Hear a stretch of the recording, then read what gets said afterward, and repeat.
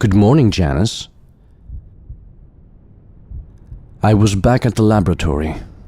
Alex had cleaned all the mess I had caused the previous day, and it was like nothing ever happened. We were back to ground zero. I could have run away after Mark fell asleep, but it would be pointless. No matter where I went, it was only a matter of time before Alex could find me again and bring me back. So I had decided to stop running away from him, but turn around and face him. Good morning, Alex. Did you sleep well? Did you? Better than you, as always, I guess. Are you ready to connect to Jim's bridge on the system after you are done with your coffee? What exactly are you searching for? Sometimes it's easier with the clear, straightforward question than with all those fancy gadgets of yours. Alex put his cup of coffee back on the table and pulled Jim's ring out of his pocket. Does that mean that you remembered or you came out with a solution? Let me tell you a story, and then you can go on manipulating identities and facts.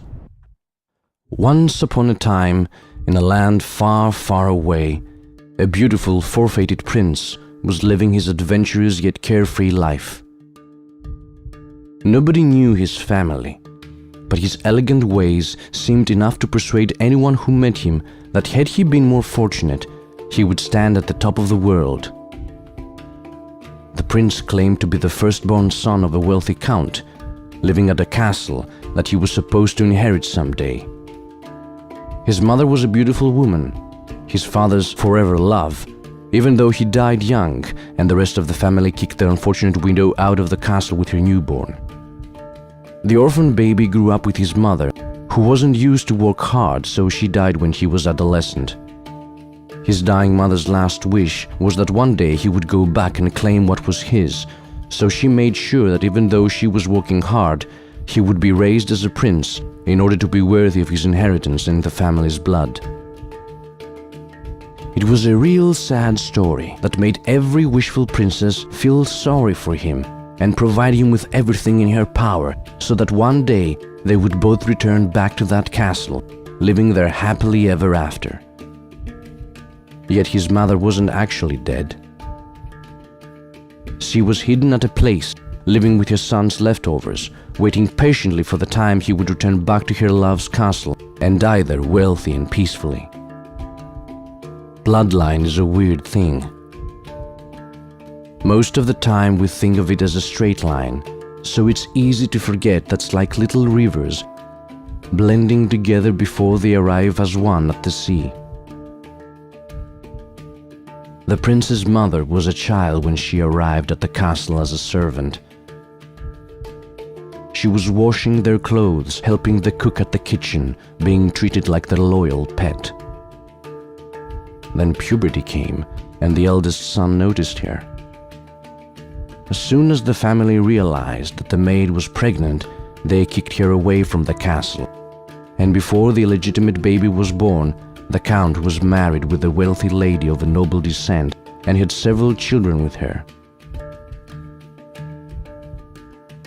No one ever spoke again of the underage pregnant maid, and the children never learned about their half-blood elder brother. Even though the prince was in fact a half-blood count, he never told anyone that actually he was a bastard son, one of the many throughout history. He would always be an outcast who knew that he was never going back to claim anything from his younger brother, because no matter how well he was dressed or behaved, he still was a bastard son to be hidden and never be proud of. His mother was cruel enough to tell him the full story and then teach him and guide him through her mistakes. They were living at a place where no one had ever seen a royalty. There were wealthy people, but royalties were as common as a flying purple unicorn. So they took his word for granted and felt sorry for his suffering. It was a unique opportunity for him to be his mother's second chance to get wealthy without working for it. At least, not with the meaning that work has for the rest of us. In the end, There was no fear of pregnancy for him to ruin his plans. Reversing my bridge doesn't mean that you remembered. No matter what they said, I was his first son. That castle, the fields, his wealth was my legacy. Your legacy was your mother's blood, a peasant's blood who tried and failed to become royalty. You even chose a chevalier for yourself to give it more credibility, but your chevalier represented neither your father's chevalier nor someone else's. Women didn't wear any chevalier, only men did. That's true, but I was the only child, and I was a woman. My father had to choose whether to grant it to his son-in-law or me. He chose to be me, as a reminder of my obligation to let his bloodline prevail and not my husband's. So you remember that I used to be your husband at last. You wish. You should have provided me with more drugs to accomplish that. You are my wife. No, I am not. Did you forget your bloodline? You were never to get married, just like your mother. Your blood was a mistake that was meant to be stopped with you. Your existence was a mistake. Alex lost his self-control and punched me on the face. I fell on the chair, dropping the cup on the floor. Nice to meet you again after all that time, Alex. Aren't you going to call me with my name? I never did, and I'm not going to do it now. Your old one was a fake. You chose it in terms of convenience. I'm going to keep the one I used to call you, to remind me that's fake like you. I know what you are doing, but you are not going to succeed it. If you remember the rest of the story, it was you who approached me, not the other way around. I didn't say that I hadn't been foolish. Well, at least we can agree on something. You are a lost cause. No matter how many lives you live, you will do the same mistakes over and over again. What do you want now? Your mother died long time ago. You never got the name you wanted. Deep inside, that's what you want the most. You crave for it more than everything else in your miserable existence. The only thing that you could never get. To become something that you never had been in the first place. A blue-blood prince. And who told you all that? Your beloved shadow? Your madness? Let me see your hand. I may foresee your fate. He grabbed my hand and dragged me to the table. He took the ring and stepped on my wrist with his foot with all his hate's force.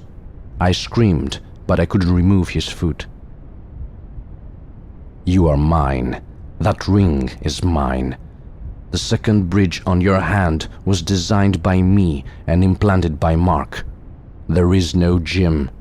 There has never been. I can cut that bridge out now, remove it, get you back, and show you its prototype. It's kept for you to compare them. You had been looking for me all along. I am here. Look at me. I am looking at you, and I see you in your true form. I am not scared of you. You are not him. I bet you think that this bridge was destroyed by electricity. Let's find out. I opened my palm, and the bridge reappeared on my hand. Are you willing to bet us both on this? I am. Step aside. You forget that I know you better than you know yourself. He took a stiletto and stabbed my hand. I told you that I am not going to kill you this time. This doesn't mean that I'm going to mess around with your silly games. He stepped aside and sat on his chair. I removed the knife and pressed my hand on the floor to reduce the bleeding. Your bridge is ruined. It's just me and you again. A dipole is difficult to stay balanced. On the other hand, a triangle is easier. You don't recall who Mark was, but in this fractal, he is more valuable to you than you would be willing to admit. A long time ago, he was meant to be my husband. Haven't you ever wondered why, despite what you may have told him, despite what has happened between him and me, he's there for me willy-nilly? You kept eating his leftovers, even though you couldn't reach him. He wasn't a half-blood bastard. Wherever you went, he had always been there before you, and he had left already. You found me once more. What made you believe that he wouldn't have found me once more before you? You are just messing with me. Maybe I am messing with you. Maybe I'm not. Ask him what I am. No, I am not going to play your game. I know. You paid a heavy price the last time you played someone else's game. You are not stupid enough to make the same mistake again. We will make a better one this time. Mark back then used to have a lover years before me. He was young, beautiful, and madly in love with her. She left him once she met you. You were in love at the time with another woman, but she was determined to get to you, so she decided to seduce you. She found out that you had a thing for red color. She wore a red dress, and she invited you to her house where every fabric was red. You had sex, and after you were done, your former lover knocked on the door. You opened the door, and she saw you. You saw her eyes crack when she saw you for what you were, a crack that got bigger from her eyes to her heart and soul. She didn't make a sound. She just turned her back on you and left you for good. At that moment you knew that she was lost in the dark, and she had dragged you with her for you. You never found your way back. Alex stood up, picked up the knife from the floor and kneeled before me, pointing the knife towards me. I could easily either kill you right now or let you bleed to death, without any remorse or hesitation. You're a sadistic freak who feeds itself from other people's pain and misery.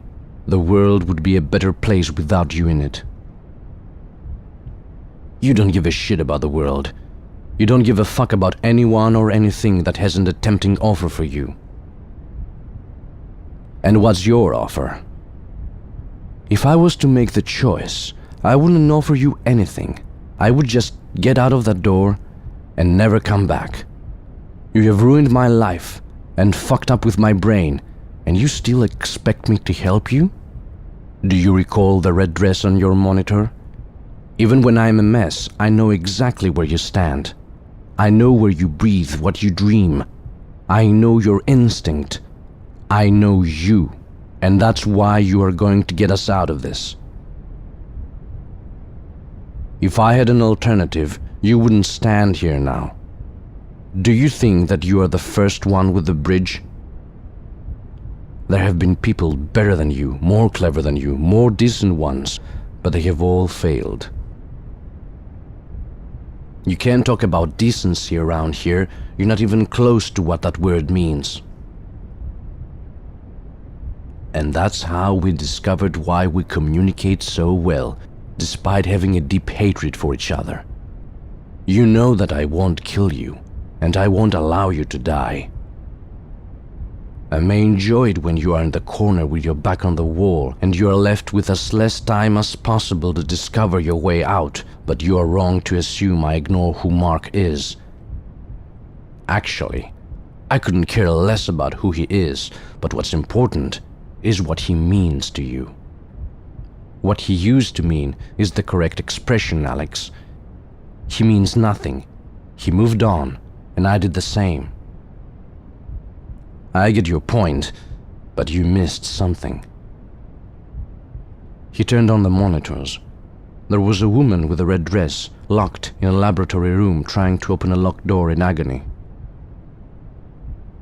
The funny thing in the story is that it took me quite some time to try to catch up with Mark in this lifetime of his, but once I did, all that effort was rewarded with an unexpected gift.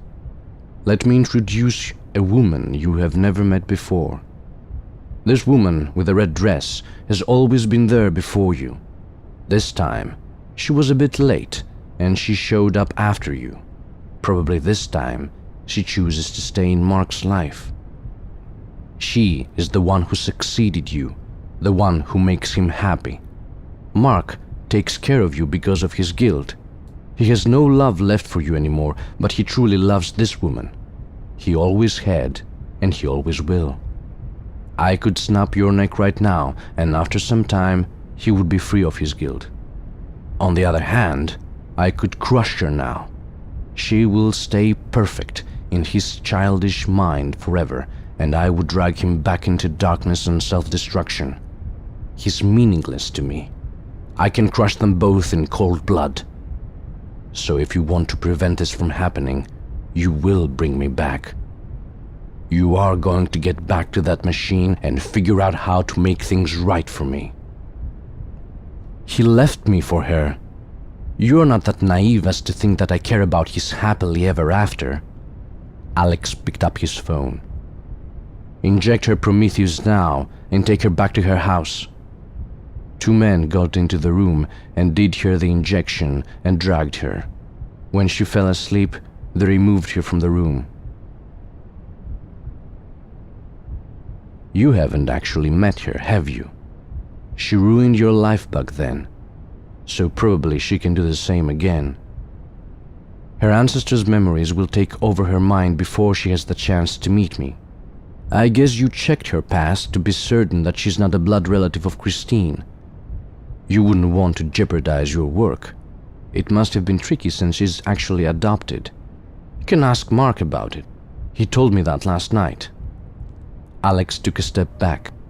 Oh, it seems that you missed that. Alex picked up his phone again.